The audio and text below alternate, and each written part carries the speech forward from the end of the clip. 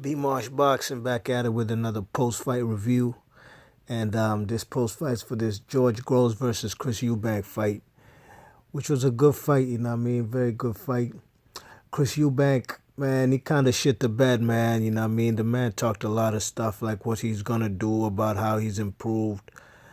But in my opinion, this man reverted back to the same old Chris Eubank who fought Billy Joe Saunders, you know what I mean? The leading left hooks. You know what I'm saying? The man was just all over the place. But George Groves handled his business, you know what I mean? The first half was all George Groves, you know what I'm saying? I had George Groves winning the first 5 rounds, controlled the distance, you know what I mean? He was using his jab effectively. You know, Chris Eubank Jr., he ain't have that work rate. That work rate that I thought he'd bring in this fight to overwhelm George Groves, you know, and he ain't bring it at all, you know what I'm saying? And in the few rounds that he won, I did give Chris Eubank rounds. What was it? I gave him round 6, 7, and the championship rounds, you know what I mean? So overall, I had this fight.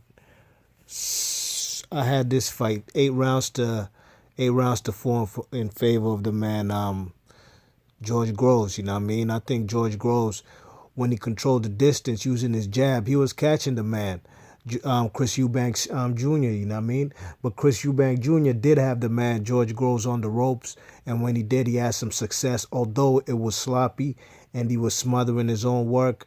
The man, Chris Eubank Jr., was landing some shots, you know what I mean? Some body shots, you know what I'm saying, while they were tied up. You know what I mean? He was throwing his uppercut, but he got cut in the 3rd round with an accidental headbutt.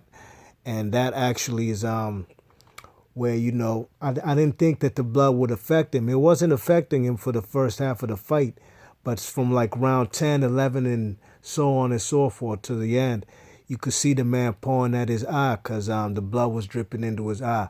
But as far as George Groves, he was a man who was poised, controlled the ring generalship, and he was very much poised, you know what I mean?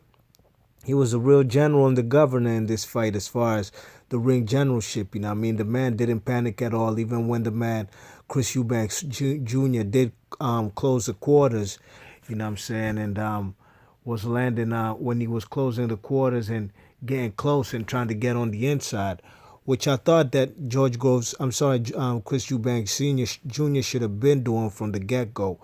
But in my opinion, when he was trying to come in, George Groves was already counterpunching him, you know what I'm saying? He was stopping him in his tracks. And that's why, you know, the man, Chris Eubanks Jr., wasn't having much success in the first half as far as, you know, closing the distance. And when he did, he was throwing lead left hooks, you know what I mean? Leaping left hooks. You know, he was very much fundamentally off, you know what I mean? And George Groves, you know, was the matador in there, you know what I mean? He was a poised matador, and Chris Eubank Jr. was the bull.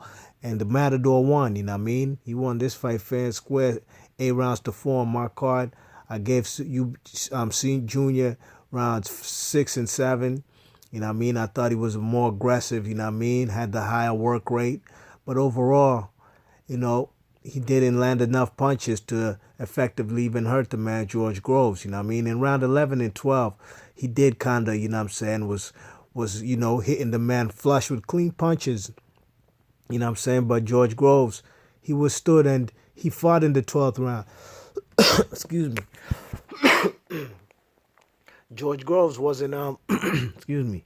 He wasn't running, you know what I mean, in the 12th round. He was willing to engage, you know what I'm saying, which was taking a risk. But, you know, Chris Eubank Sr. was admiring his work too much, you know what I mean, even when he did catch the man, George Groves, with flush lead left hooks, you know what I mean. But, you know, overall, the better boxer won, the more experienced fighter won. Chris Eubank Jr. is talking about he wants to fight Caleb Truex, man. You got to go back to the back of the line, son. You can't be trying to get another world title fight after losing to George Groves, you know what I mean? You got to go work your way back up, you know what I mean? Just like Caleb Truex did, you know? And, you know what I'm saying? Maybe he could fight a guy like Anthony Durrell. How about that? I bet you Anthony Durrell probably wouldn't like that idea, but, you know what I'm saying? You know, it's a good fight for him, you know what I mean? The dog, you check it. So, Be Marsh Boxer, leave your thoughts and comments. You know what I mean? George Groves advances in this world boxing series semifinal. You know what I'm saying? And he moves on. You know what I mean? He moves on to the final, waiting the winner of Jürgen Bremer versus what's his name? Um, Jürgen Bremer versus Callum Smith. You know what I mean? So, I think Chris Eubank got to go back work on his fundamentals. You know what I mean? His defense was decent, but he got caught because he was winging a lot of wide shots. This fight actually reminded me. There's a video floating around somewhere here on the internet of Chris Eubank Jr. as a young youth, maybe in his teens, fighting some kids in a parking lot. You know what I mean?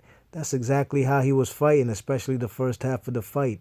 Like it's a street brawl. You know what I mean? Like he damn near want to go to a man's legs and sweep him off his feet. You know what I mean? Trying to tackle him on the ground, but it's just boxing, man, and he tried to be aggressive in the second half, but it wasn't enough. Be Marsh Boxer, leave your thoughts and comments. Let me know how you guys saw this fight and how you scored it, all right? Peace.